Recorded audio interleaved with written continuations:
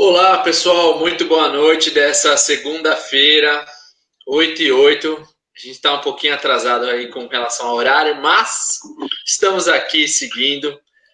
Hoje a gente tem um convidado especial, ele está tendo algum problema para acessar, mas a gente vai resolver enquanto a gente está conversando, se apresentando e falando um pouquinho do convidado, né?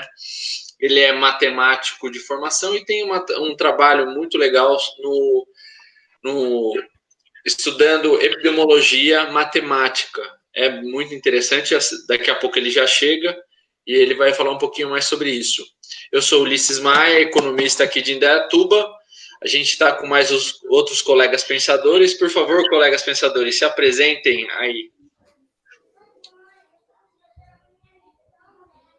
Bom, eu sou Anderson Lima, técnico eletroeletrônica, programador e youtuber em alguns momentos do dia.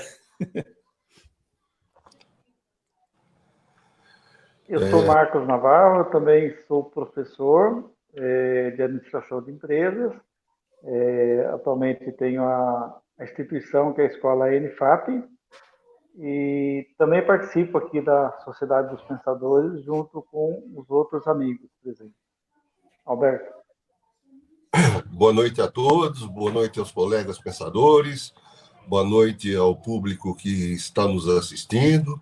É uma satisfação muito grande estar participando mais uma vez, né, dessa live que certamente propicia para todos nós a troca de experiências, e nessa troca de experiências a gente aprende bastante e também coloca um pouco das opiniões nossas, que pode assim, auxiliar sobre a visão do panorama do tema, né? E eu sou professor também, né? Professor, trabalhei durante quase 30 anos na PUC de Campinas, trabalhei 30 anos na PUC de Campinas e também aqui na Faculdade Max Planck, né? E hoje nós vamos ter o prazer de ter a presença de uma pessoa muito especial, João Frederico C.A. Meyer. Nós chamamos ele de Johnny, um apelido assim muito carinhoso, né? E talvez, se for possível, né, eu vou colocar um pouquinho sobre a importância da presença do Johnny aqui com a gente, né? Na verdade, são presenças importantes, né? Porque o Johnny pertence à Unicamp, né? A Unicamp é uma das universidades do nosso país de renome internacional, né? Ela, em 2017, estava entre as 3 melhores universidades classificadas da América Latina, e agora, na última avaliação do Time Hard Education, ela está entre as 100 melhores universidades assim, dos países em desenvolvimento do mundo, né? A Unicamp ela tem assim um número de patentes significativo a nível nacional. Em 2017, parece-me, ela foi a primeira do país que gerou patentes, né? A pesquisa é um valor fortíssimo em todas as áreas, né? E dentro da Unicamp, né, que é uma instituição muito próxima de Indaiatuba, e que mera um dia a gente consiga estar ainda mais próximo da Unicamp, né, em termos de desenvolvimento e parceria, quem sabe. Mas dentro da Unicamp tem o IMEC, que é o Instituto de Matemática, Estatística e Computação Científica, e lá o Johnny praticamente mistura a história de vida dele com a história do IMEC, né? O IMEC da década de 60, e junto com a inauguração do IMEC, o Johnny também foi um dos primeiros estudantes de lá. Em 1971, o Johnny já começou como professor, né? Um brilhante professor, né? De uma inteligência assim rara, né? Que a gente tem que realmente valorizar muito.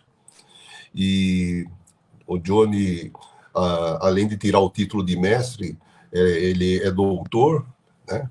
Tem pós-doutorado, livre docente, é um dos pesquisadores na área de biomatemática, né? Quer dizer, a epidemiologia está dentro do contexto da biomatemática, né? Então, é algo mais amplo a área que ele trabalha. Ele presta serviços para o Rio de Janeiro e tem contatos internacionais, né? Uma pessoa reconhecida a nível internacional. Agora, embora tenha todas essas qualidades, uma coisa que não fica atrás é a questão da humanidade, da simplicidade, né? Da grande pessoa que o Johnny é. Então, para nós, hoje é uma satisfação muito grande tê-lo em nossa companhia e podermos ouvir as suas explanações, as suas colocações, que certamente trazem contribuições assim imensuráveis em todos os lugares onde ele participa. Não vou falar da minha ligação pessoal, que ele foi o meu primeiro professor da Unicamp, né? Embora a diferença de idade não seja tão grande, é que ele é precoce. Então, a gente trabalhou junto e atualmente ainda a gente convive no IMEC. Então, é um pouco por aí. Eu acho que é uma satisfação muito grande ter o Johnny colocando suas posições, as suas explicações, e imerso dentro de uma instituição tão importante, regionalmente e a nível nacional, que é a nossa Universidade Católica de Campinas. É um pouco por aí. E trazendo uma visão bem mais detalhada, né, de tudo isso que está acontecendo, uma visão matemática do que está acontecendo. E a visão matemática, ela tem a facilidade de não ter um viés, né? Se você consegue elaborar um modelo matemático, a partir do modelo matemático, você consegue ter uma visão um pouco mais clara. Só para explicar para os nossos telespectadores aqui, a galera que nos está assistindo, o Johnny, né, o professor Johnny, vamos chamar ele assim já, ele está com um probleminha de conexão, o Ulisses está tentando ajudá-lo a se conectar. Como nós estamos aqui nesse momento ainda de pandemia, né, uma pandemia que não acaba nunca, infelizmente, a gente precisa de se conectar às pessoas de maneira remota, e nem sempre essa conexão acontece do jeito que a gente quer. Mas vamos lá, vamos tocando aqui enquanto o Johnny não chega. O objetivo dessa live é nos trazer realmente isso, essa visão do que está acontecendo, por que os números continuam crescendo, né? Quais são as previsões para o futuro próximo, se é acertada a decisão da gente tentar reabrir as escolas e os comércios, né?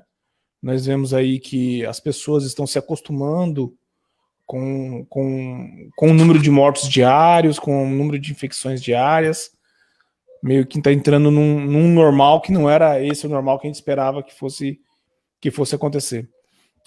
A pandemia no restante do mundo, pelo menos no mundo onde se enfrentou ela de uma maneira mais acadêmica, de uma maneira mais baseada em estudos, principalmente modelos matemáticos, a pandemia teve uma média de duração de 3 meses e meio, de 3 a 4 meses, né? Onde os países europeus principalmente, resolveram abrir o comércio quando a sua taxa de infecção estava próximo de zero. E a mortalidade estava em zero por vários dias. E nós estamos falando hoje de reabrir a nossa economia, que para mim ela não fechou, mas oficialmente reabrir a nossa economia com uma mortalidade diária de mais de 1.200 pessoas. Então, trazer um acadêmico aqui é importante nesse sentido, da gente conseguir entender qual é a diferença, principalmente, acho que ele vai conseguir trazer isso para a gente, a diferença de se lidar com um momento crítico como esse, tendo como suporte a ciência, né? E aí você tem vários pontos da ciência, e o Johnny me parece ser um cara multidisciplinar, porque ele tem a parte de biologia, a parte de matemática, que são duas áreas bastante distintas, mas que se completam, né? Principalmente a biologia se utiliza da matemática para conseguir entender muitas coisas e projetar muitas coisas que vão acontecer. E então vamos aguardar mais um pouquinho aqui. Eu acho que o Alberto, como é um acadêmico também, é um professor, vai nos ajudar também a entender um pouco do que a gente, aonde a gente errou, o que a gente acertou, né, na visão dele, é claro. E enquanto isso a gente vai aí aguardando a chegada do Johnny. Antes de entrar no assunto específico, eu acho que seria legal a gente falar um pouquinho sobre o que significa modelos matemáticos, né? Porque geralmente as pessoas até estranham, falam, poxa vida, mas a matemática não consiste em fazer contas? O que a matemática está introduzida aí nessa questão da biologia, epidemiologia, etc. e tal, né? Na verdade, o grande potencial da matemática é que ela é uma linguagem, né? Assim como existe a língua inglesa, portuguesa, a matemática é uma linguagem. E por que ela é importante para traduzir os eventos científicos?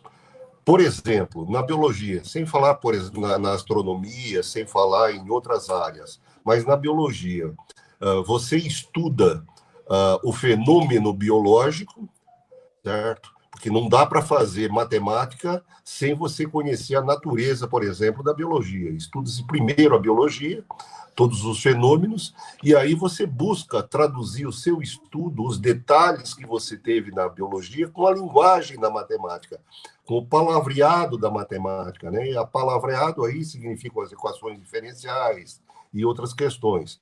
Então, quando você estudou o caso biológico, tem os detalhes, a matemática tem um baú de ferramentas incríveis, que serve praticamente para todas as áreas. Aí você vai ajustando os pontos que você tem da linguagem matemática para descrever os fenômenos estudados. E a grande vantagem disso daí, Anderson, Marcos e público em geral, é que quando você faz uma boa modelagem em cima de um evento biológico ou científico, quando você estuda o modelo, você pode voltar para a questão biológica ou para a questão da área da ciência que você está estudando, que ela é reveladora. A própria matemática revela pontos que, às vezes, você não enxerga dentro do evento biológico. Quer dizer, se a modelagem é boa, ela é bem ajustada ao fenômeno, então, certamente, ela traduz ideias que vão não só explicar aquele fenômeno, mas vão dar indicativos. Por exemplo, sobre a nossa pandemia, né? Um bom modelo matemático, o que ele faz? Ele faz previsão futura, certo? Ele não conta o passado. Ele não só retrata o estado presente, mas como ele ajuda a fazer projeções futuras, né? E ao fazer projeções futuras, né? Se a política não for deturpada, não passar por cima da ciência, naturalmente há uma diferenciação muito grande dos resultados. Os países em que a ciência foi assim respeitada, foi assim norte para as decisões políticas, foram os países onde nós tivemos os resultados mais rápidos, né? Quando você pega a Suíça, por exemplo, depois de 2 meses, praticamente, não a Suécia, a Suíça, praticamente você teve aberta todas todo o comércio, toda a parte econômica, mas a população foi incentivada pela ciência para ter procedimentos, né? E não havia deturpação da ciência. Agora, em outros países onde praticamente a negação da ciência, que envolve um pouco o tema que nós discutimos a semana passada, né, a negatividade da ciência, então praticamente a questão passa a ser direcionada em cima dos achismos, né? Achismos, experimentos, certo? E contradições. E como consequência disso, o tempo para o restauro, não só da saúde, mas como um todo, da economia, do povo, ele fica mais demorado porque não existe caminho, não existe uma direção, né? Vai existindo contradições, vai existindo algo que não tem direção. Então, eu vejo o trabalho desenvolvido pelos biomatemáticos, pelos cientistas integrados, né? Porque hoje a gente vê cada vez mais a ciência integrada, né? Você não é uma pessoa que vai estudar só aquilo, quer dizer, você usa a sua ferramenta integrada com as outras áreas, e a partir daí as aplicações são muitas. No Brasil, o que a gente espera é que o pessoal, assim, tenha um pouco mais de respeito, não só pela ciência, né, mas pela população como um todo, né? Que as pessoas realmente ouçam os resultados das universidades internacionais, das universidades brasileiras, que eu tenho certeza que, embora a gente já tenha tido um tempo longo pelo desvirtuamento desse processo, né, pelas contradições, ainda há tempo de nós conseguirmos fazer aí uma otimização em termos de saúde e em termos de economia, né? E eu vejo até algo muito, muito contraditório aqui, sobretudo no Brasil, né? Por quê? Porque eu vejo as áreas da saúde e da economia como componentes para a vida, mas não para disputar a vida, certo? Não vida, saúde ou vida, economia, né? Como se fosse uma dicotomia, como se fosse uma gangorra, né? Se você fala vida, saúde, então você está prejudicando a economia. Se você fala vida, economia, quer dizer, não é isso. Na verdade, o que a gente tem que ter é a saúde e a economia a serviço da vida. A vida em primeiro lugar. Se nós conseguirmos sobreviver, o resto, a criatividade humana, né? E a integração vai fazer restaurar o poder econômico, a convivência, e, quem sabe, até melhorar um pouco esse histórico que nós temos visto de descompensação até da humanidade, né?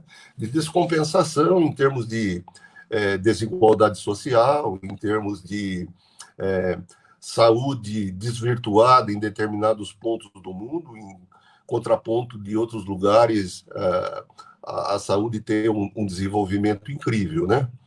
Então, eu vejo que essa competição, olha, ou você faz a economia, ou você faz a saúde, isso é uma coisa que não tem o menor cabimento. Quer dizer, o papel do Estado é manter a economia e a saúde, os dois, ambos, certo? Quer dizer, não tem que aproveitar e dizer, olha, se eu fizer isso, então vai acontecer aquilo para a economia, ou vice-versa. Quer dizer, ele tem o poder de, não só o poder, né, tem o papel de regular a condição social, certo? Para as pessoas sobreviverem, se não for da melhor forma, pelo menos que dê para passar de uma forma, assim, de qualidade, né? Até nós conseguimos... O básico, pelo menos, né? Isso, exatamente. Agora, tem que acabar com essa questão aí de fazer uma competição. Ou você escolhe uma coisa ou você escolhe outra. Nada disso, né? Não existe dicotomia. A economia e a saúde têm que andar juntas, né? E aproveitando um pouquinho, professor, tem uma pergunta já aqui, enquanto o Johnny não chega. A pergunta do Tica Legari. Ele pergunta para a gente o que vem a ser modelagem. Eu vou tentar dizer mais ou menos o que eu entendo por modelagem, e aí o professor completa para ver se o raciocínio é mais ou menos esse. A modelagem, né, o modelo matemático, essa modelagem matemática, é uma fórmula, né,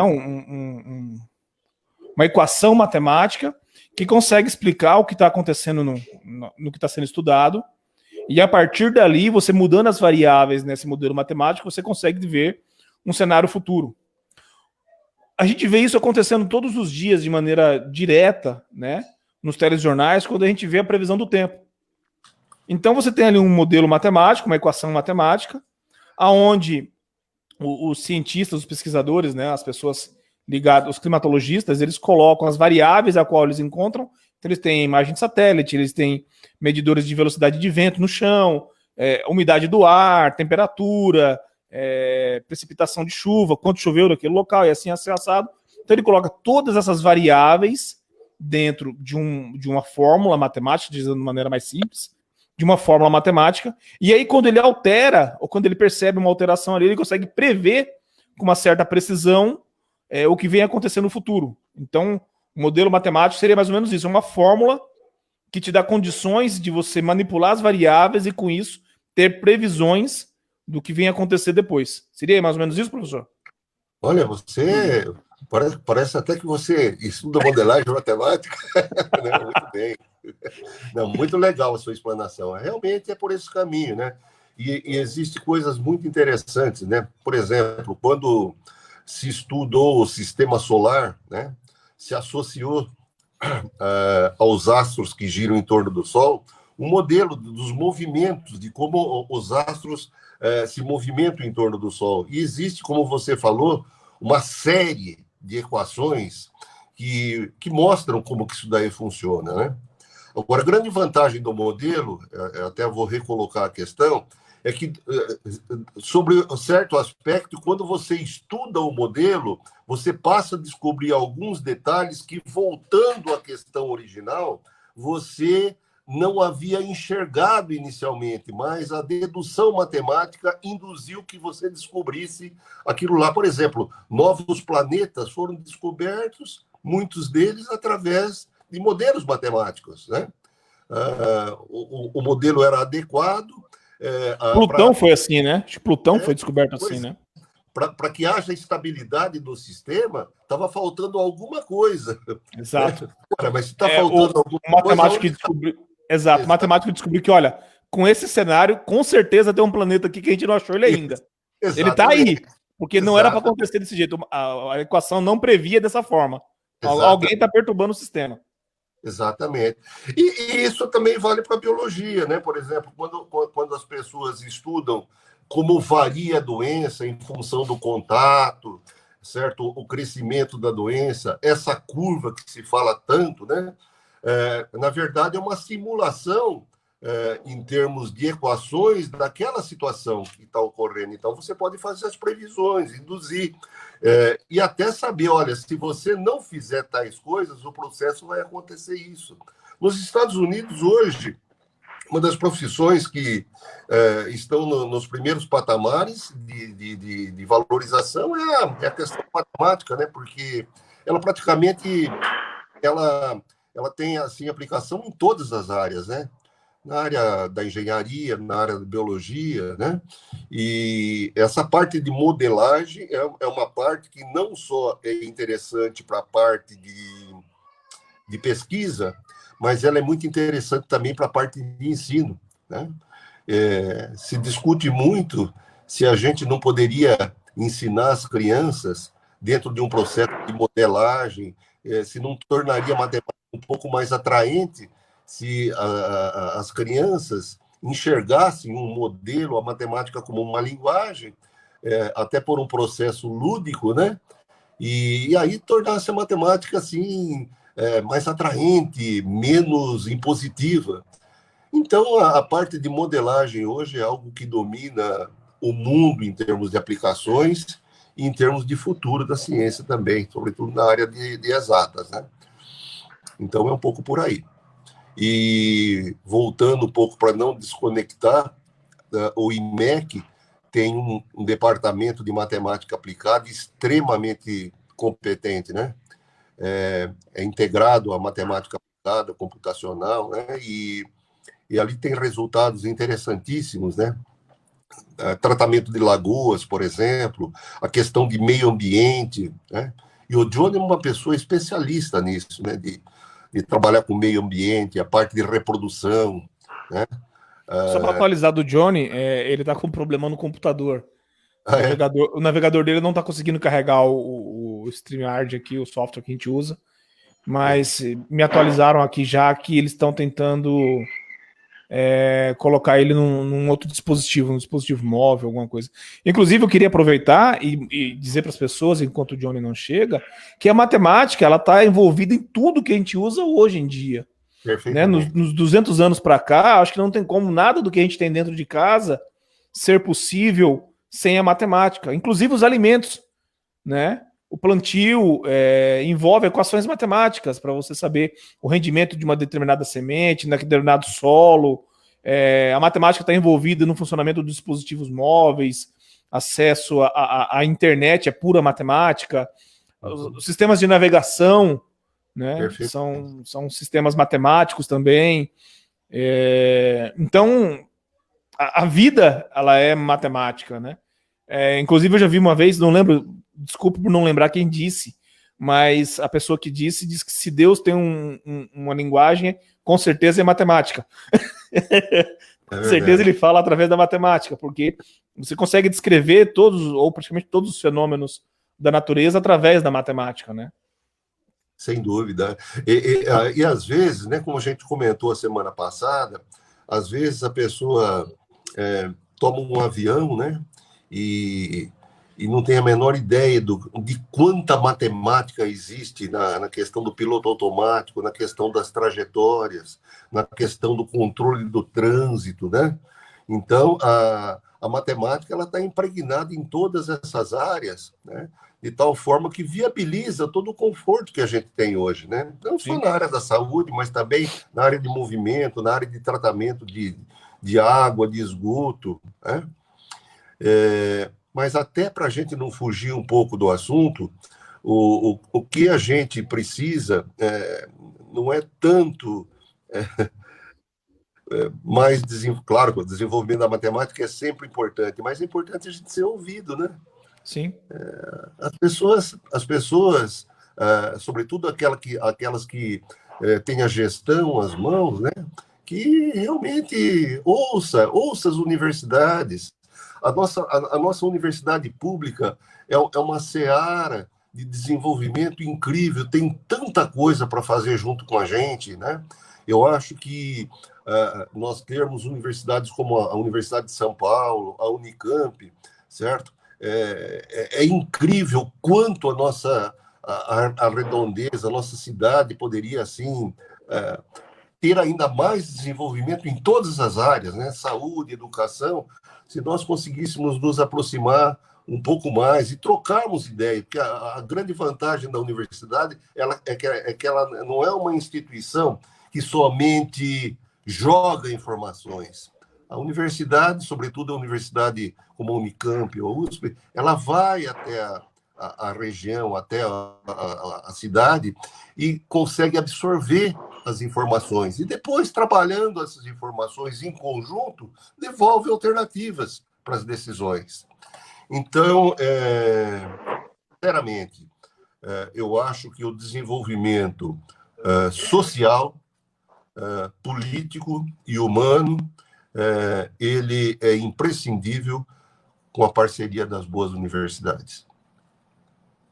Ele é imprescindível. Se a gente quiser ter um país melhor, uma cidade melhor, algo planejado, algo que realmente valorize a condição humana, é indispensável que dentro da política de gestão a gente tenha a universidade presente, até em parceria com as outras universidades.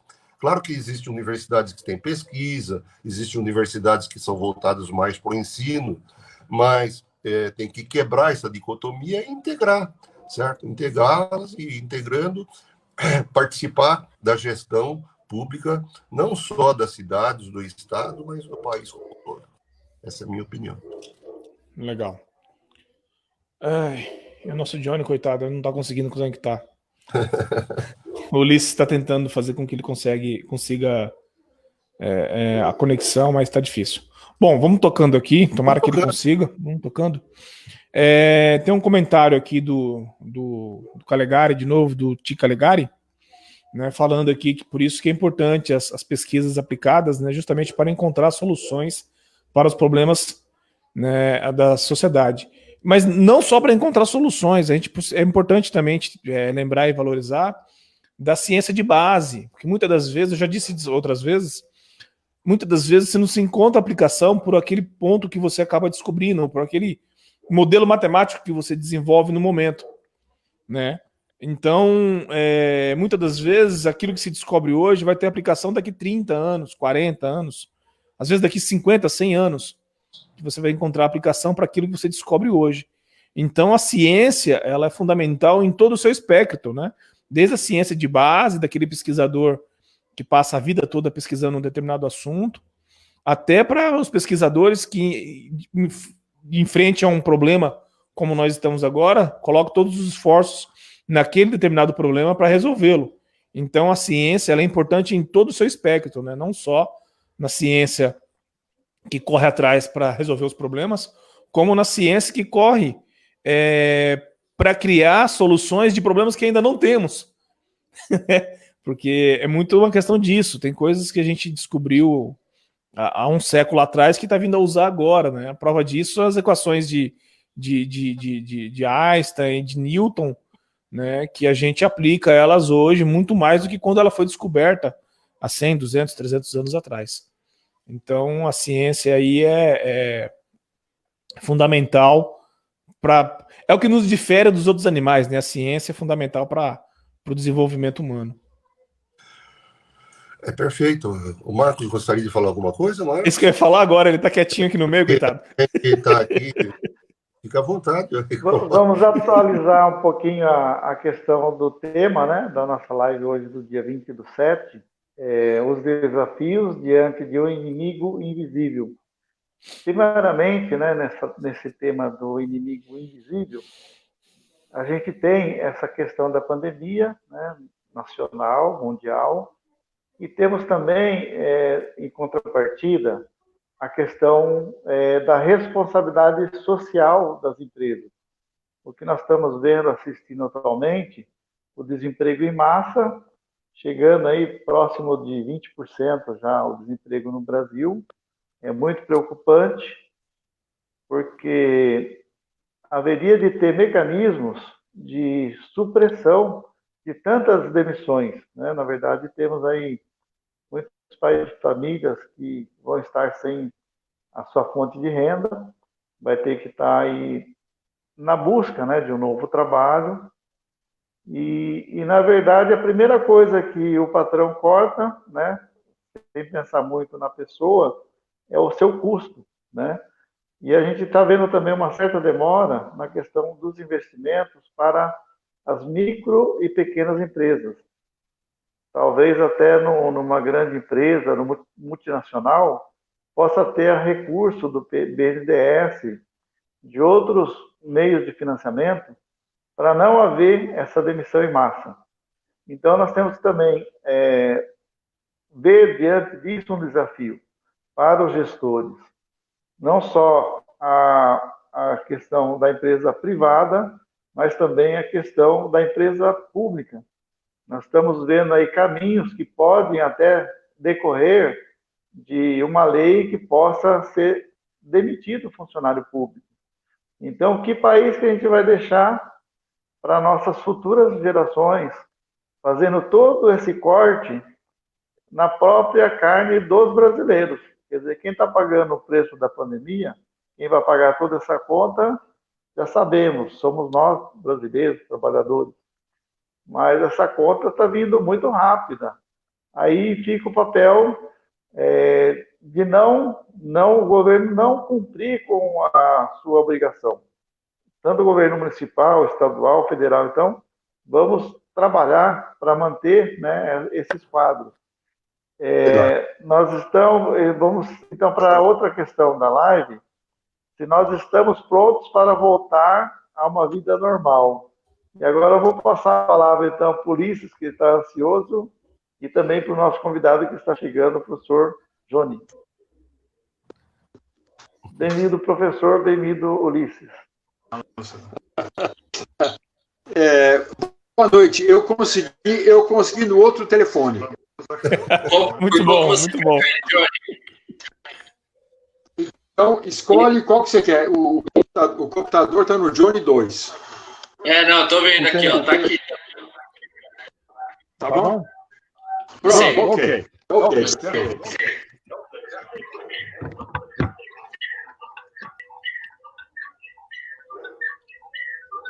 Agora deixa eu desligar essa tonteira aqui. Bom, deixa.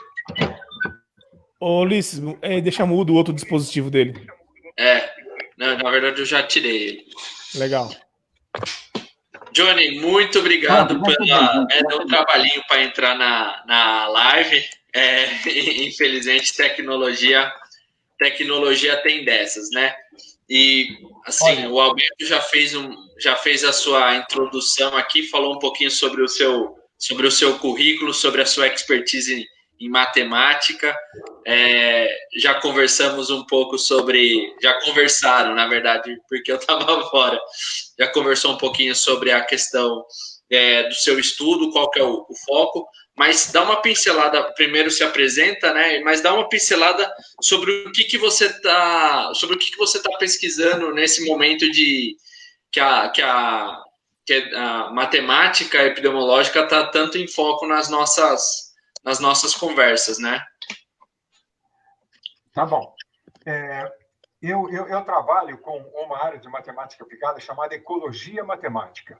O que é ecologia matemática? É você usar todas as ferramentas que você puder para estudar, entender fenômenos da sociedade e da natureza, e às vezes a gente consegue entender esses fenômenos usando a modelagem matemática, e a gente consegue, muitas vezes, simular cenários. Então, essa é a importância do trabalho que a gente faz. Então, você pode testar uma hipótese. Por exemplo, se a gente for vacinar, a gente não precisa vacinar 100% da população. Será que a gente consegue o resultado vacinando 60%, 80%? Porque se você pensa em vacinar 100% da população brasileira, você tem uma quantidade de vacinas, 10% dá 20 milhões de pessoas. Então, a gente consegue simular cenários. Tem 36 minutos que está a live. 36 minutos. Tá bom. Eu só queria comentar que a ecologia matemática tem 4 grandes áreas. Uma é impactos globais, o que acontece no mundo todo. E a gente usa a matemática para isso. A segunda coisa é estudar a dinâmica de populações. Como crescem as populações, como evoluem as populações, população de peixe, população de mosquito, o Aedes aegypti, população de espécies ameaçadas de extinção, a gente estuda populações. E o quarto item é epidemiologia. A gente estuda como é que se comporta uma epidemia. Tem 2 possibilidades. Uma que é da biomatemática, que é fisiologicamente como se comporta a doença dentro do seu organismo. O que nós fazemos é como é que uma doença se comporta na sociedade. E nós estamos agora trabalhando arduamente com o comportamento da Covid. O que a gente quer fazer? A gente quer saber quando vai ser o pico, quanto tempo até chegar ao patamar, quanto tempo demora esse patamar, quando que a doença vai começar a diminuir. Então, é isso que nós estamos fazendo.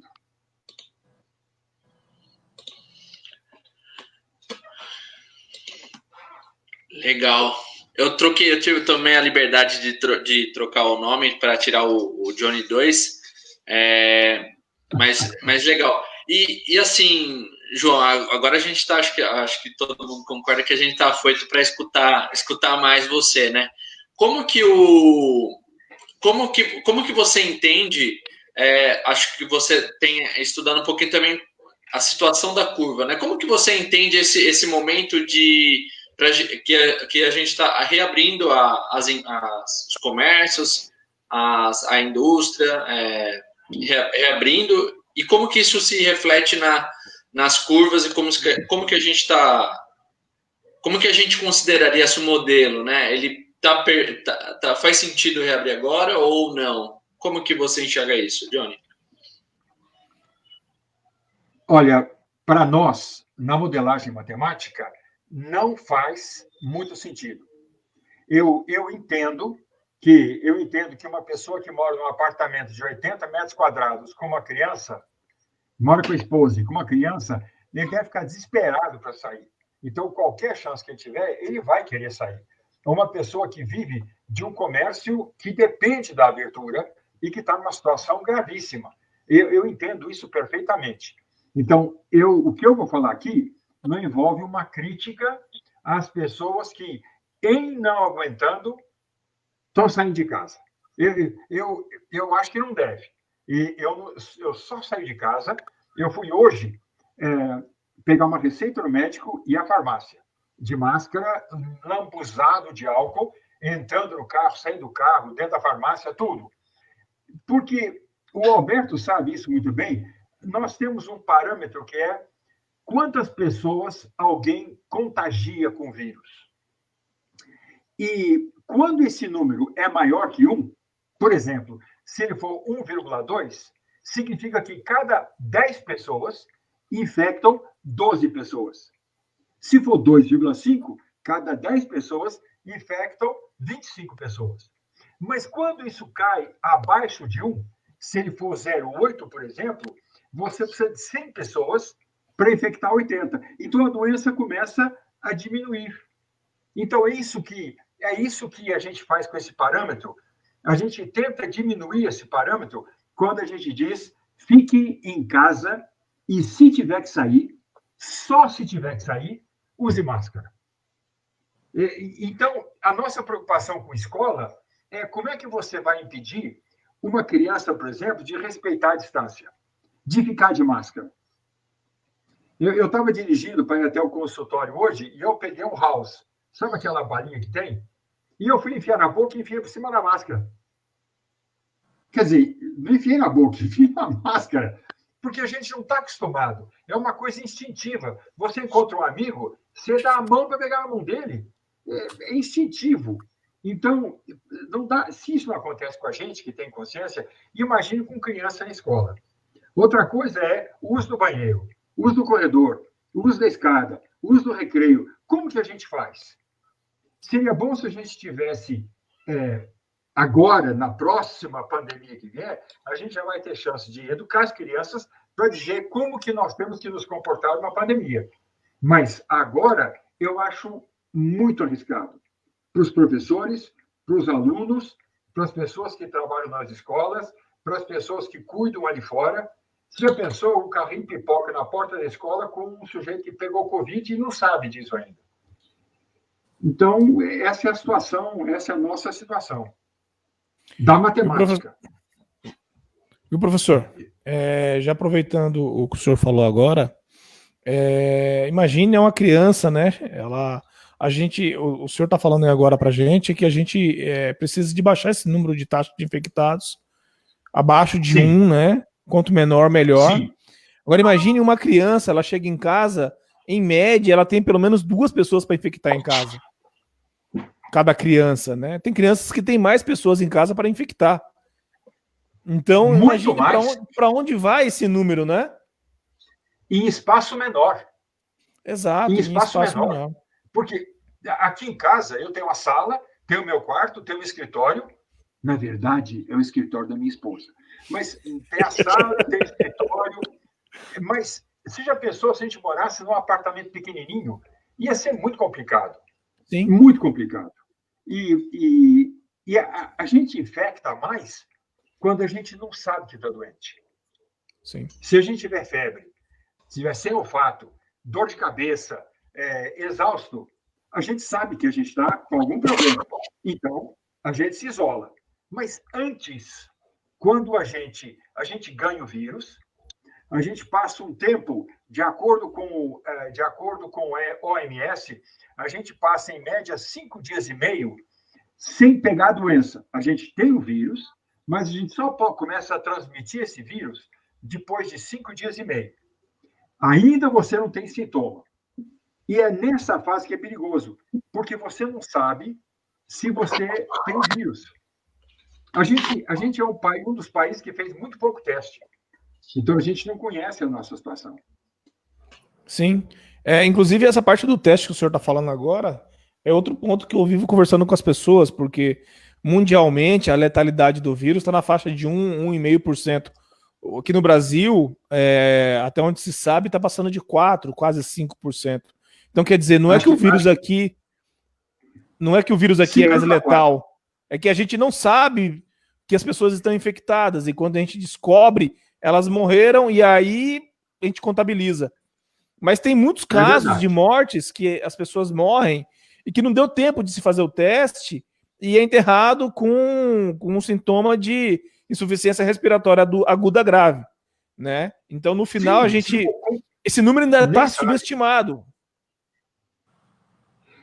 Anderson, tanto é verdade que nos nossos modelos, nós consideramos, o Alberto sabe isso muito bem, nós consideramos suscetíveis,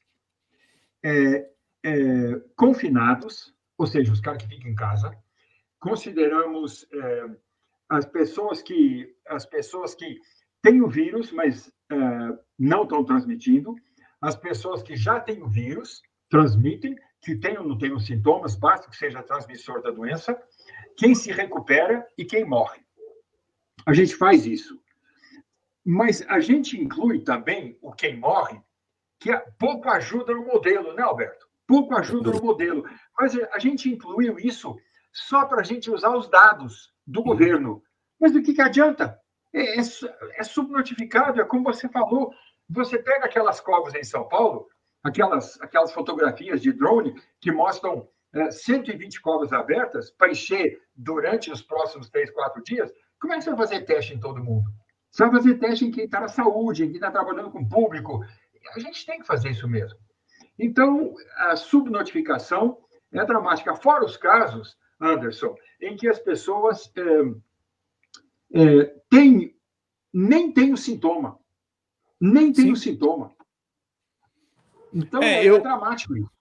Eu tenho um caso na família, hoje eu descobri, né, que o meu irmão, o Isaías, inclusive acho que ele está assistindo a live, ele testou positivo para o Covid, e ele está praticamente sem sintomas nenhum.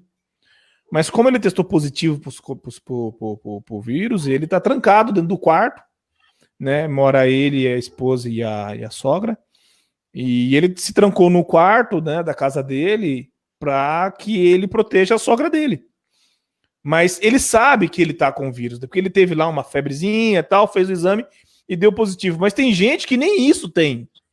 E aí passa pelo tempo de incubação do vírus, o vírus se torna ativo no organismo da pessoa, passa a fase de transmissão e a pessoa sequer sabe que teve o vírus, né? Então, no caso do meu irmão, ele tem a chance de se proteger e proteger a família, né, da casa onde ele mora. Mas tem gente que nem isso tem. Mas o que me preocupa mais ainda são as pessoas que sequer estão aí, né? Não querem saber se estão ou não, pouco importa. Então, e eu fico pensando, como é que existe essa previsão nos modelos matemáticos ao qual o senhor trabalha, né? A subnotificação está prevista nesse modelo matemático. Eu sei que é difícil prever isso, porque no Brasil está tudo cada um por si, então depende do município que testa mais, outro que testa menos, o estado que financia mais, outro financia menos. Mas tem como prever matematicamente esse problema e, baseado nessa previsão, se for possível, quando é que a gente estaria saindo ou começando a empurrar essa curva de mortes para baixo? Bom, empurrar essa curva de mortes para baixo só hoje. Só se a gente aumentar o isolamento, a gente diminuir a aglomeração, diminuir o contato usando máscara, só, e quando houver vacina. Então, apareceram perguntas, eu não estou conseguindo ler e falar ao mesmo tempo. Se você puder anotar, Ulisses, e fazer para a gente, que estão aparecendo alguns comentários aí, tá? Que isso é importante. Não se preocupa não, Johnny. Isso daqui eu só estou colocando até para os colegas que estão assistindo, né? Para verem, certo. Mas não se preocupa, quem está falando está com a palavra. Tá bom.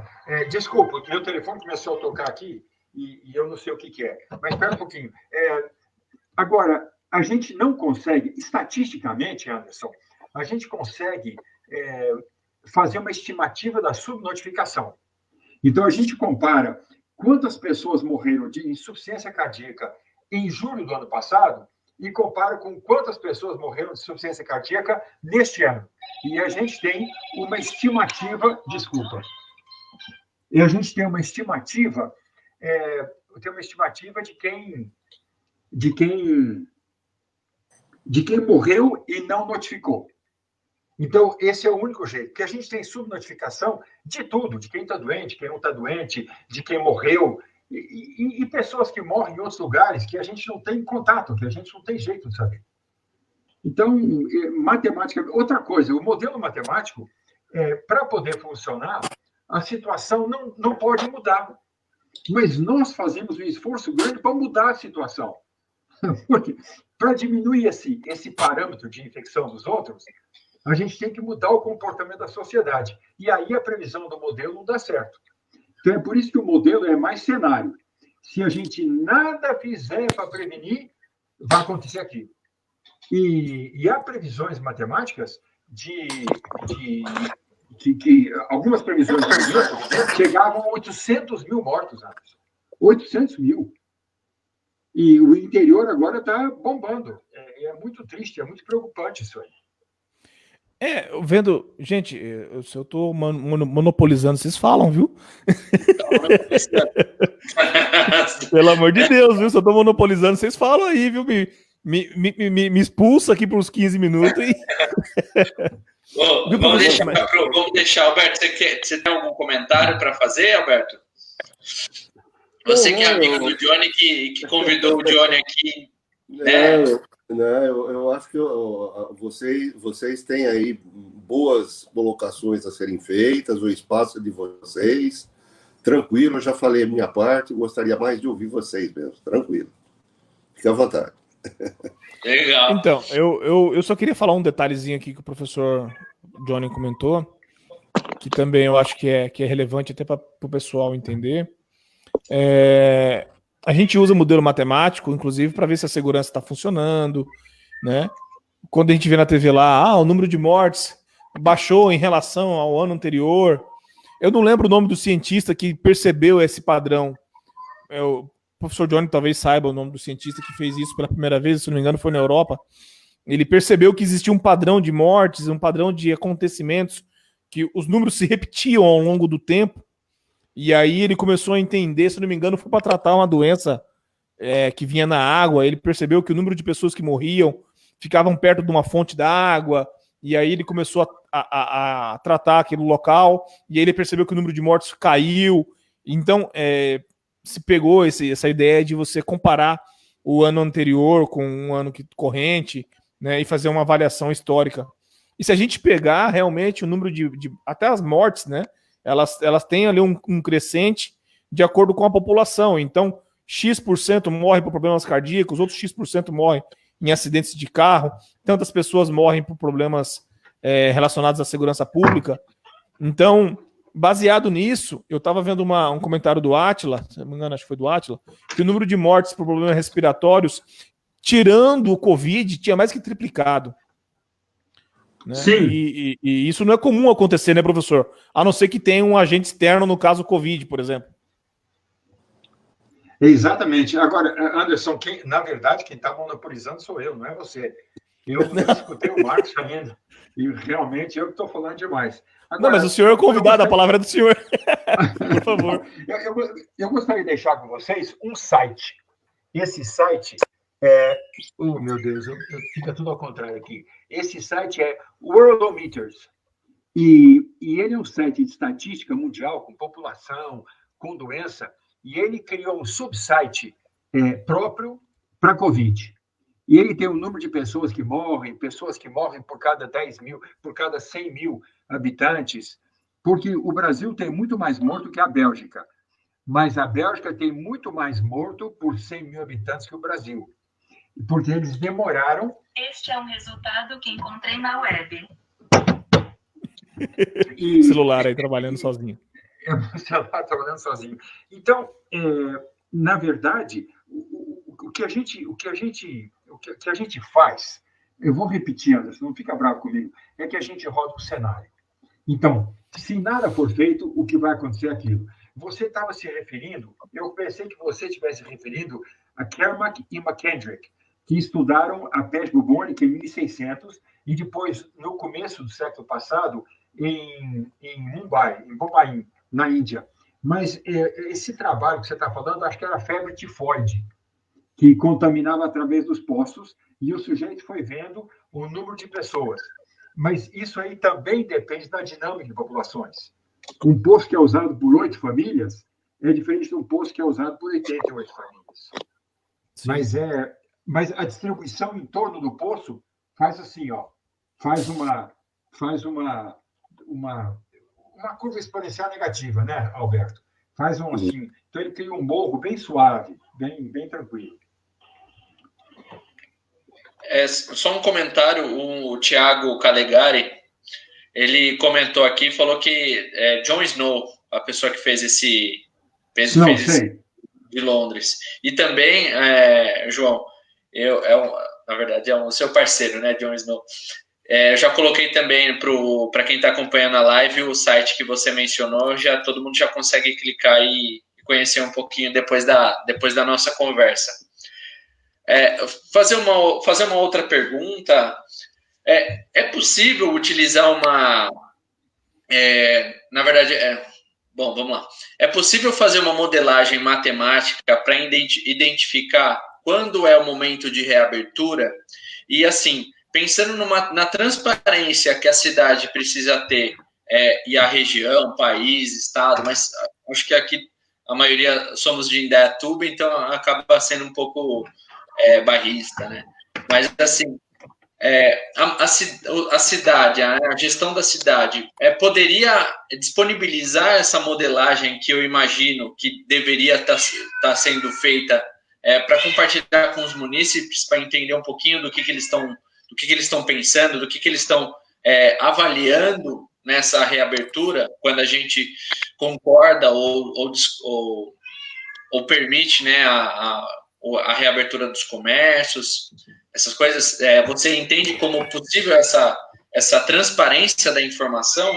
E uma outra pergunta seria com relação à falta de entendimento desse conhecimento científico para entender o que a modelagem diz, né, e como trabalhar isso numa cidade, né? Como que a gente ajuda os munícipes a entender um pouquinho mais sobre isso e transparecer um pouco mais esses dados matemáticos, né? Porque números não são bons nem ruins, são apenas números, mas como entender e compreender e interpretar esses números.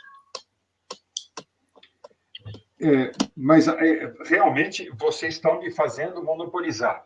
Eu vou mostrar, enquanto você falava, Ulisses, deixa eu ver se eu consigo localizar aqui. Se vocês olharem para essa... Ah, meu Deus, deixa eu ver. Se vocês olharem para essa... sabe o que é? É que na tela está trocando. Se vocês olharem para esta primeira curva, que tem um pico lá em cima, e depois abaixa, você tem a situação quando você não faz o isolamento social, não faz confinamento, você não faz quarentena, você deixa tudo normal, como a Suécia tentou fazer. Porque como a mortalidade era muito pequenininha, no Brasil já passou de 5%, mas está baixando. Então, como a mortalidade é muito pequenininha, eles pensaram, vamos deixar muita gente ficar doente, porque a doença vai embora. A doença vai embora porque tem pouca gente para ficar doente. É como o ebola, por exemplo. O ebola foi embora no Congo, não porque as pessoas conseguiram combater, mas que tinha muito pouca gente para ficar doente, porque morreu todo mundo. Então, em algumas aldeias, o ebola sumiu. Agora, se a gente faz, conforme a gente faz, oh, meu Deus, é trocado esse negócio aqui, eu fico muito atrapalhado. Vamos ver. Se a gente segue essas... Oh, santo pai do céu! Se a gente segue essa segunda curva aqui, ó, o pico da doença fica menor. E se eu continuar com isolamento, eu vou ter esse gráfico vermelho que eu estou tentando mostrar aqui, mas que eu não sei se eu consigo. Esse gráfico vermelho mostra no ponto mais alto as pessoas que vão ficar doentes. E tem mais uma coisa. Quando você está infectando menos que uma pessoa a cada um, a doença vai embora e muita gente não chega a ficar doente. Então, vamos supor que a gente consiga agora controlar. Mesmo assim, vai ter muita gente que não tem anticorpo. Então, a vacina é absolutamente essencial. Mas a gente não consegue prever, Ulisses. a gente consegue rodar cenários. Por exemplo, o que vai acontecer se a gente permitir cinema? Então, a gente mexe no modelo. O que vai acontecer se a gente permitir feira livre? A gente vai colocar no modelo e acontece. Então, a gente não consegue prever, porque parâmetros são muito complicados. Professor, Mas a gente consegue rodar cenários. Se não tivesse, melhor fazer assim daquele outro jeito. Professor, travou? Esperar ele voltar. Mas a pergunta do Ulisses, não sei se eu entendi da maneira correta. Será que o professor tá aí? A conexão dele caiu, pelo jeito. Espero que não. Voltou. Parece que voltou. Mas sim, professor foi João? diferente do Anderson.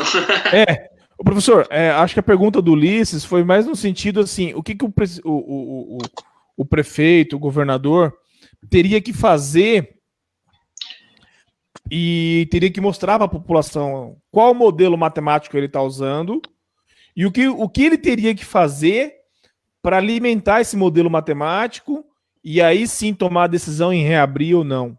Acho que foi mais ou menos isso que o Ulisses perguntou. Isso. E também, se você entende como interessante disponibilizar, assim como transparência, né, essas informações para a população. Sendo complexa ou não, a gente... caiu. Agora caiu. Agora foi. Mas assim, eu entendo, né, tentando... Se o professor não estiver ouvindo lá e tentando se conectar, e o Alberto talvez pode nos ajudar nesse sentido também. Eu entendo que para que esse modelo matemático funcione bem, precisa de uma testagem em massa, né? Saber como é que nós estamos agora. Em Indaiatuba, por exemplo, você tem lá o número de infectados que passaram pelo Oliveira Camargo, os que estão internados no Oliveira Camargo e no Santo Inês, os que morreram e os que voltaram para casa. Mas a gente não tem o cenário real da cidade. Não tem assim, olha, testamos 20% da população e baseado em 20% da população, podemos projetar que a contaminação é X. Nós não temos isso na cidade de Indaiatuba. A gente tem uma amostragem das pessoas que passaram pelo hospital. E me parece uma amostragem pequena, não sei. Realmente, a amostragem que nós temos é pequena. Ainda agora começou a sair um número um pouco mais diferenciado. Mas durante os meses de março e abril, o número de testes que nós tivemos aqui foi muito pequeno. Então, praticamente, os dados que nós tínhamos dava pouco poder de inferência sobre a determinação de um modelo, né? Inclusive, eu tentei pegar as informações públicas existentes e tentar fazer alguma coisa, um ajuste de curvas para a nossa cidade. Mas, realmente, o número de testes era muito insuficiente, os dados automaticamente tornam-se imprecisos para você montar um modelo que seja adequado. Porque a modelagem ela é feita se você tem informações. Se as informações são assim, não vou dizer indesejadas, mas são pouco fornecidas, você não tem os dados. Imprecisa também, né? Você naturalmente não tem um ajuste do modelo. Inclusive, na própria matemática, você faz o teste, né? Você pega as informações, modela e depois você faz um teste para verificar se o teu modelo está refletindo a situação.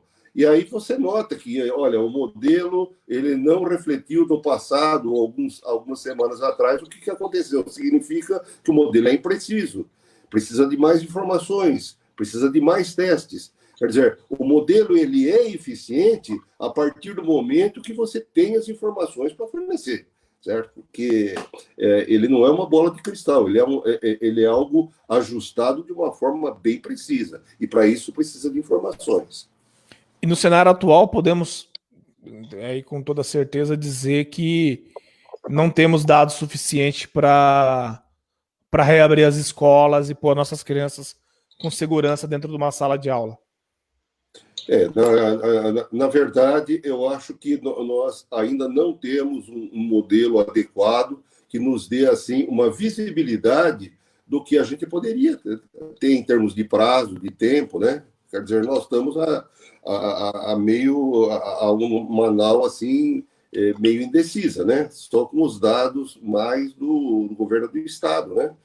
E por isso que eu falo que é sempre importante você ter nos municípios as instituições que possam trabalhar e no sentido, não de fazer crítica, mas no sentido de colaborar com as informações, né? Porque para você colaborar com as informações, você não vai pedir, mas você se dispõe. Se as pessoas quiserem ouvir, quiserem fazer uma parceria, você está à disposição.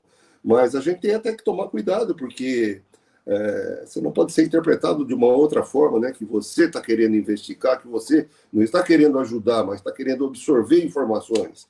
Então, eu acho que essa conexão de parceria, de busca de um trabalho mais coletivo, ele é muito importante. E aproximar a ciência da parte prática que nós temos, né? E nós temos aí bons profissionais, boas equipes, né?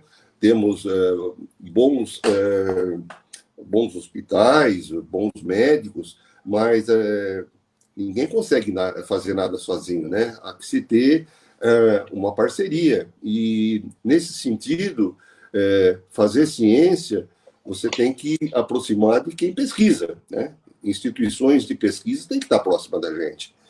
Então, até para orientar, olha, com esses dados aqui, a gente tem pouca inferência sobre o que vai acontecer, certo?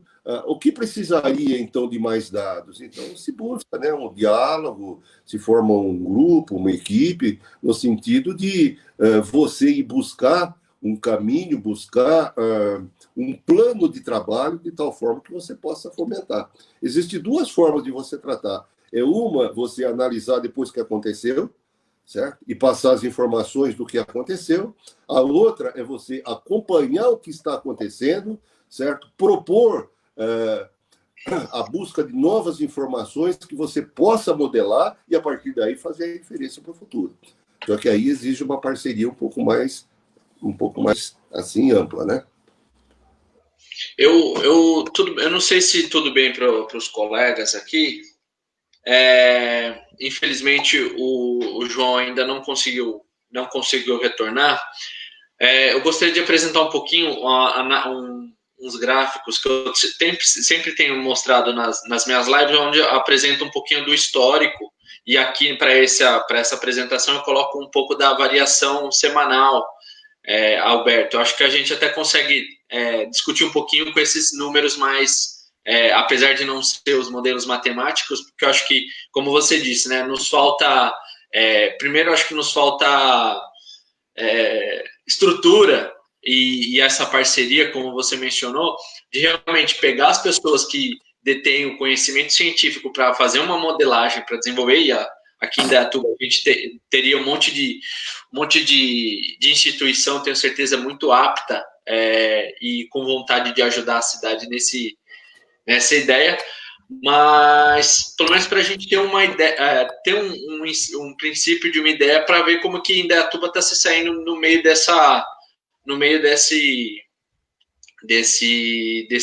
problema, né, dessa pandemia. Tudo bem para os pensadores? Manda ver. Legal. E aí, se o João voltar aqui, eu coloco ele no ar de novo. Vamos lá.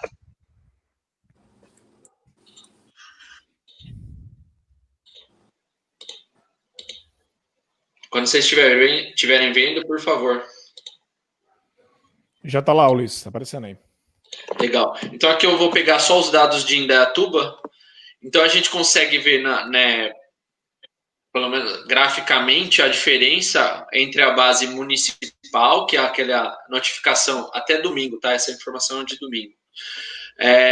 O que a gente tem de caso na base municipal, e com relação aqueles estudos que estão sendo feitos pelo conglomerado da imprensa, Indaiatuba tem um número muito menor, né? Então, a gente consegue ver uma diferença de 3,5 vezes aí entre o que está no número nacional do que está no número municipal.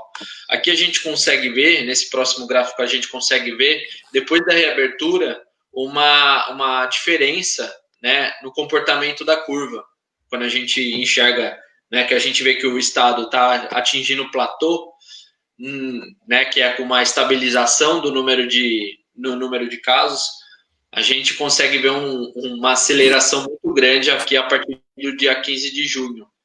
Né, e a gente estabiliza, só que é um crescimento muito maior do que quando estávamos antes daquela reabertura. E aqui, um pouquinho, acho que a gente consegue desenvolver mais, Alberto, e aí eu gostaria do seu comentário um pouquinho sobre isso. Quando a gente pega aqui o dia 18 de julho, né, a gente vê uma variação de casos aqui, de maio, em torno de 40%, a gente tem 77% de aumentos no meio de maio, mas a gente estabelece aí uma média aí de 35% a 40%. E aí, depois da reabertura, a gente tem um aumento de 70% na média, e agora esse número volta um pouco a cair. Esses números, o que você consegue identificar, Alberto, desses números? Né? O que você consegue interpretar um pouco deles? O que a gente percebe é que quando você solta a população, a disseminação da doença ela aumenta de uma forma incrível, né? Quer dizer, o aceno da abertura faz com que haja uma despressurização, porque as pessoas estão com aquela vontade intensa de sair. Então, o que você nota? Mesmo os comércios estando funcionando com o atendimento na porta, o aglomerado de pessoas em filas, certo? Ainda é grande, né? Então, o que eu noto é que o problema não é só a questão da abertura, é um pouco também da nossa disciplina enquanto população de saber utilizar essa abertura, né? Então, é um processo, como o Johnny falou, que parte um pouco de uma orientação geral de como trabalhar com a pandemia, né? Certamente que se a abertura for feita de uma maneira que ela não seja bem orientada, novamente a gente cai no problema do aumento da inserção da doença. Eu não estou conseguindo enxergar bem os números aqui na tua tabela, né? Porque, primeiro, agora sim, melhorou um pouco mais. Isso. Tá. Esse aqui é o número do dia histórico, que a partir da onde tem a base. Então, dia 27 da doença, dia 34 da doença, dia 41 da doença, no município. Entendi. Esse percentual que você está tendo aqui é o percentual de mortes, né? Variação com relação ao casos, então, do dia 9 ao dia 16, né, uma semana, a gente teve 37% no aumento de casos e 33% no aumento das mortes, né? Então, eu fiz um acompanhamento, eu tenho aqui no meu computador também, eu fiz um acompanhamento desde o dia 23 de março, né? O índice de morte que nós tínhamos aqui era altíssimo, né? Variava 10%, 11%, daí foi caindo, mas esse decaimento, ele não reflete muito a realidade nossa, né? Porque quanto menos você tem o teste, mais significativo fica o índice de morte.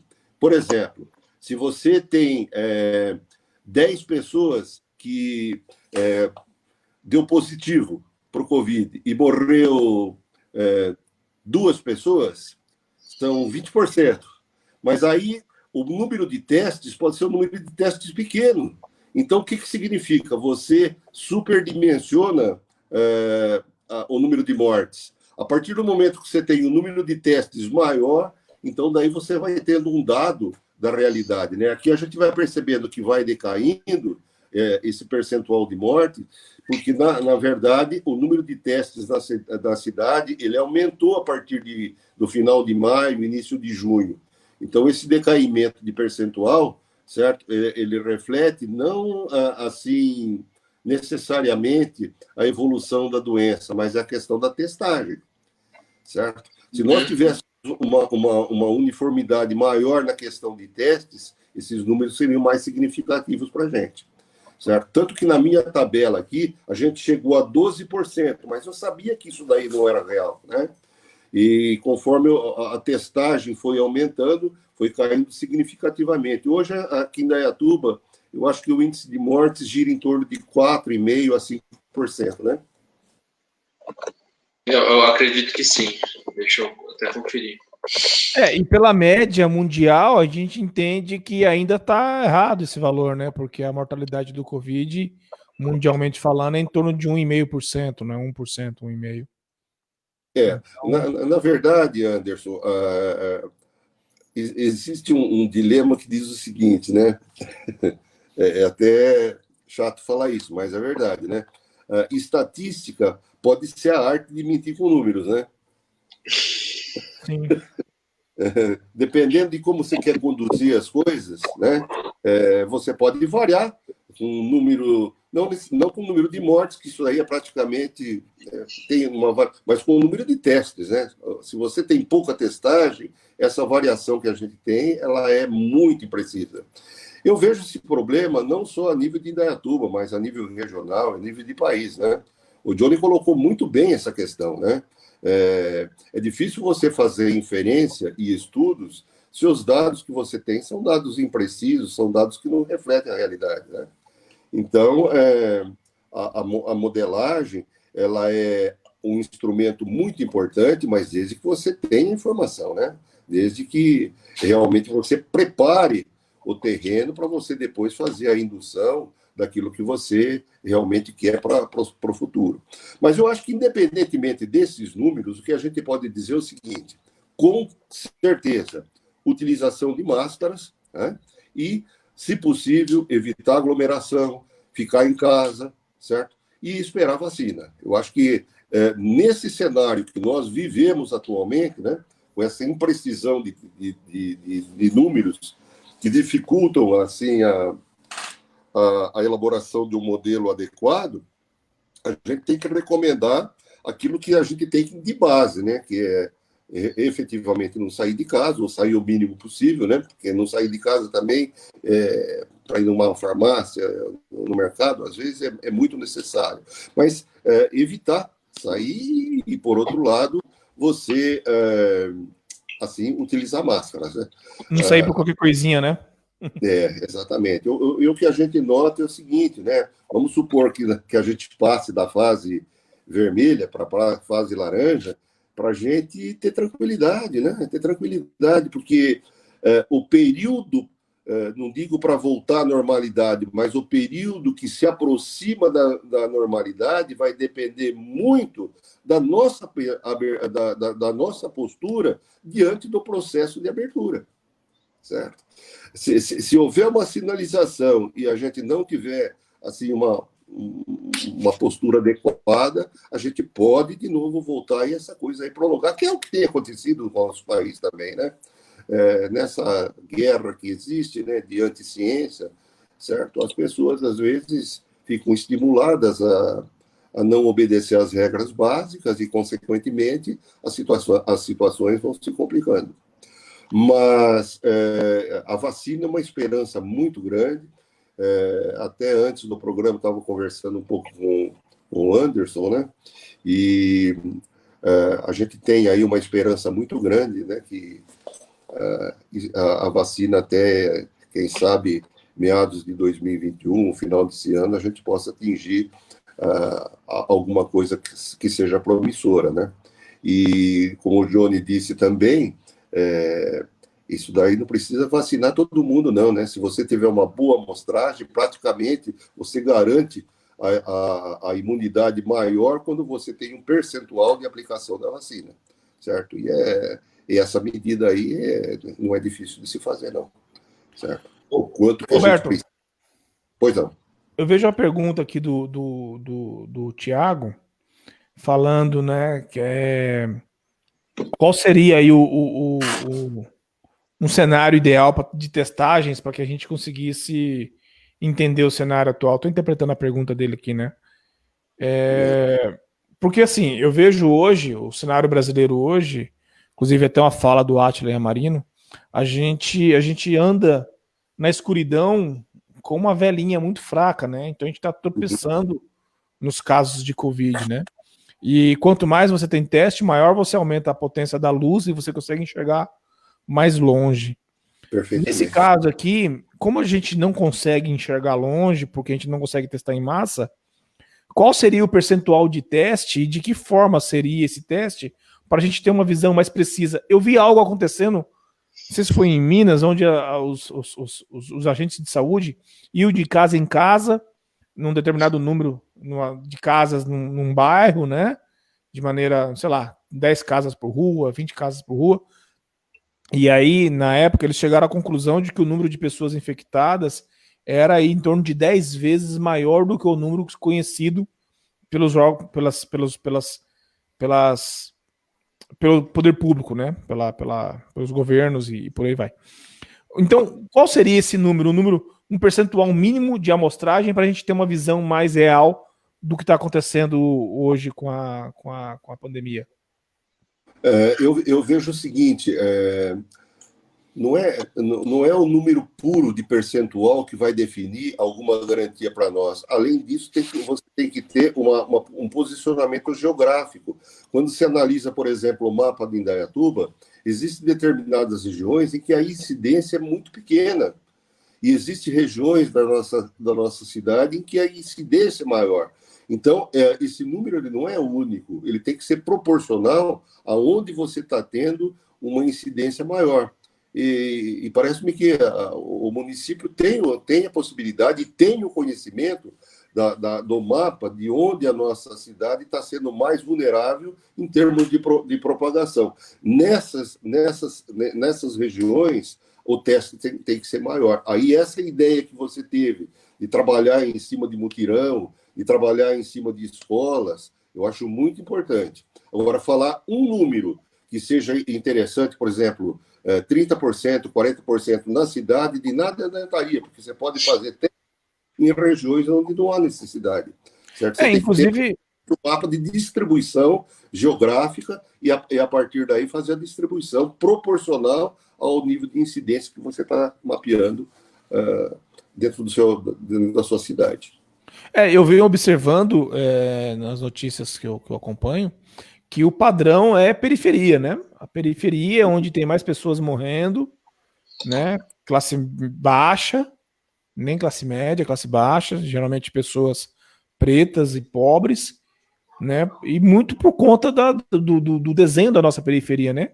As casas são em terrenos menores, o número de pessoas dentro das casas é maior, a informação que chega não é boa para essas pessoas, e as pessoas se expõem mais ao risco de contaminação, ou por necessidade, a maioria das vezes é por necessidade, o cara não tem como parar de vender o produto dele, ou de trabalhar, ou de se isolar, uma dificuldade física mesmo de se isolar, né, com casas amontoadas, casas muito próximas uma da outra, mas é uma doença que vem pela classe alta, mas que está matando muito a classe mais pobre do nosso país, né? Só um minutinho até para a gente já está dando 1h23, esse papo, com certeza a gente, até antes da live, a gente já tinha conversado que a gente ia segmentar em duas partes, né? Então, se a gente conseguir, infelizmente o João não conseguiu voltar, infelizmente mesmo, acho que ele tinha muita coisa a agregar aqui com a gente, como ele agregou nos momentos que esteve. De antemão já agradeço ele, mas vamos começar com as nossas falas de encerramento. Vamos na ordem aí, começando pelo Alberto, depois o Marcos, depois o Anderson, E aí eu encerro para a gente já agradecendo aí aos colegas que estão aqui. Por favor, curtam e compartilhem aí as nossas mídias sociais, que sempre tem um assunto diferente. Alberto. Então, eu colocaria o seguinte, só para emendar um pouco a sua fala, antes da despedida. A vulnerabilidade, ela não é só associada ao Covid. A condição social, ela deixa vulnerável para toda doença. É a questão da alimentação, é a questão do saneamento básico, é a questão do acúmulo de pessoas dentro de pequenos cômodos. Então, a questão da vulnerabilidade para qualquer doença, em qualquer setor, está associada à condição social da população, certo? E hoje é o Covid, amanhã é outra doença. A dengue. O que a gente tem que fazer é, a hora que acabar essa pandemia, não esquecer disso daí, né? E se você realmente quiser um país onde a gente tenha segurança, tenha tranquilidade, tenha paz, tem que trabalhar nessa parte. Tem que trabalhar na parte social de tal forma que você dê tranquilidade para as pessoas viverem de uma forma digna, de uma forma adequada, certo? Prolongaria bem mais na fala nesse sentido. Mas, para encerrar, então, eu gostaria de agradecer a presença do Johnny, né? Agradecer também as pessoas que estiveram junto com a gente, assistindo a nossa live, né? E dizer que a gente nunca pode perder a esperança. Mas a esperança não é aquela esperança de ficar esperado sentando, é a esperança sentados. É a esperança na busca de soluções, é na busca de informações, é na busca de posturas nossas diante dessas dificuldades que nós estamos vivendo. Então, eu deixo aí o meu abraço aos colegas pensadores e, se Deus quiser, nós vamos ter aí uma recuperação e uma nova retomada não só de economia, mas, sobretudo, de postura de vida da sociedade, que é uma coisa muito importante para, se a gente quiser pensar numa humanidade mais bem equilibrada. Muito obrigado.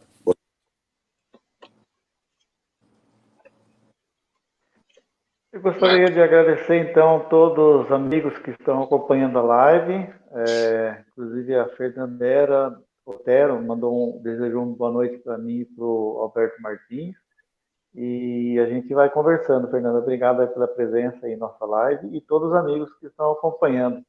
Eu gostaria de deixar algumas perguntas aqui para o João, para o Johnny, né?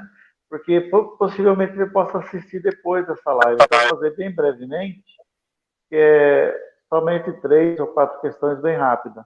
A pergunta é sobre o EAD, né? Essa modalidade que deve crescer muito. Como que a gente vai estar conduzindo não só o ensino público, como também no ensino privado, também saber como a questão da Unicamp vai estar fazendo esse enfrentamento com seus alunos. A gente sabe que vai ser reduzido, não vai ser 100%, talvez em torno de 30%, 35%, e dando preferência principalmente para os cursos da área de saúde. A segunda questão é se tem possibilidade, ou se já temos na Unicamp, cursos de pós-graduação nas modalidades lato sensu e stricto sensu. E se é possível, que tenha na modalidade 100% EAD. Ou irá se prevalecer, além do presencial, que já existe, e o semipresencial. Então, uma pergunta que eu faço para o Johnny, mesmo ele não estando presente, possivelmente ele vai poder estar vendo e talvez nos respondendo em outro momento. E como podemos manter a questão do padrão de qualidade de ensino com a utilização da modalidade EAD, sabendo, né, que os índices da Unicamp são satisfatórios, que tem um reconhecimento aí até mundial. A outra questão, eu não falei muito, então vou falar só mais um pouquinho, está terminando só, tem 2 questões bem rápidas. Como nós podemos parar o fenômeno do crescimento exponencial? Se é que nós estamos tendo, acredito que sim. A curva está bem ascendente, então acredito que o número de infectados está sendo muito grande.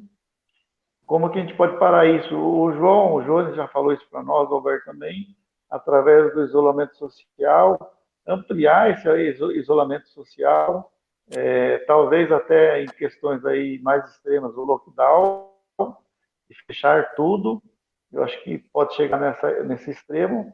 Estamos vendo em algumas cidades, como a cidade de Araraquara, desculpa, está tendo um índice bem pequeno de mortes, comparando com a nossa cidade de Indaiatuba, deve ter em torno de 30% de mortes pelo mesmo número populacional, porque está sendo tratado de uma forma diferenciada. Então, o Edinho Silva está conduzindo de uma maneira diferenciada e está dando resultado, a forma de gestão.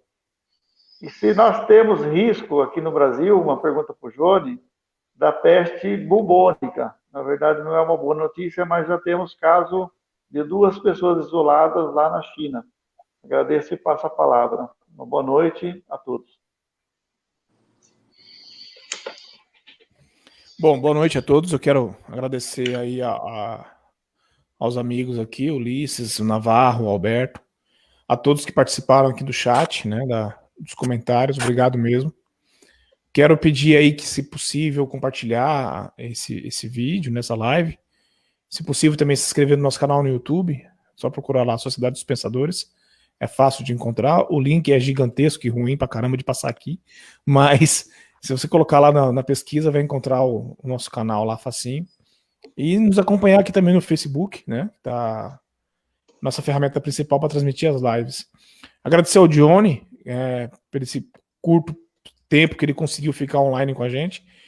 Vamos ver se a gente consegue marcar uma outra oportunidade com uma conexão melhor para que ele possa nos explicar.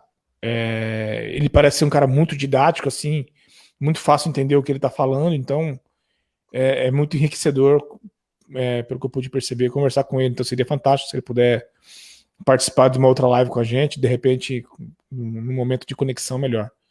E é isso, gente. Muito obrigado a todo mundo aí. Uma boa noite a todos. E assim, procurem informação que venha de instituições de credibilidade. Não fique com a informação da pessoa que você gosta apenas, né? É importante você estar apoiado num ombro de gigantes aí, de instituições que realmente possam te dar suporte àquilo que você está levando como verdade para a sua vida. Isso vai te ajudar muito a evitar de ser enganado. Não é 100%, né? Nada na vida é 100%, mas vai ajudar muito a gente a entender o cenário atual no dia a dia. E é isso. Boa noite a todos. Bom, boa noite, pensadores. De novo, eu agradeço o João por ter participado aqui. Infelizmente, alguns problemas técnicos fizeram com que ele chegasse um pouquinho mais tarde, né? Conseguisse assistir um pouquinho mais tarde e cortou a conexão dele agora no meio. Eu coloquei aqui embaixo um pouquinho, Anderson, o canal, que é para as pessoas, né, curtirem e compartilharem, tentando mostrar um pouquinho do nosso projeto, que nada mais é do que tentando fazer uma discussão e uma reanálise da sociedade que a gente vive, até por isso que é a Sociedade dos Pensadores. Agradeço a todos que comentaram, curtiram a página, Emília Santos, Thiago Calegari, Anderson é você, poxa. A Kelly Cristina, a Fernanda Otero, a Sheila, que está sempre com a gente.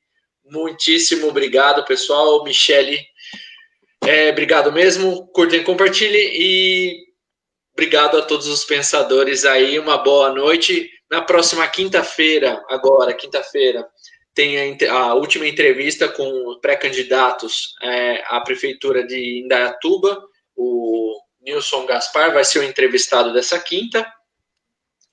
E também na próxima segunda, como todas as segundas, a gente vai conversar, trazer algum assunto para vocês aqui e esperamos muito que sejam de interesse de vocês. Se vocês acharem que falta a gente comentar sobre algum assunto, ou vocês gostariam de puxar, que a gente convidasse algum técnico, alguém que realmente manja do que está acontecendo na sociedade, menciona para a gente aqui, a gente tem o maior prazer em ouvir vocês, as ideias e os pensamentos de vocês aqui.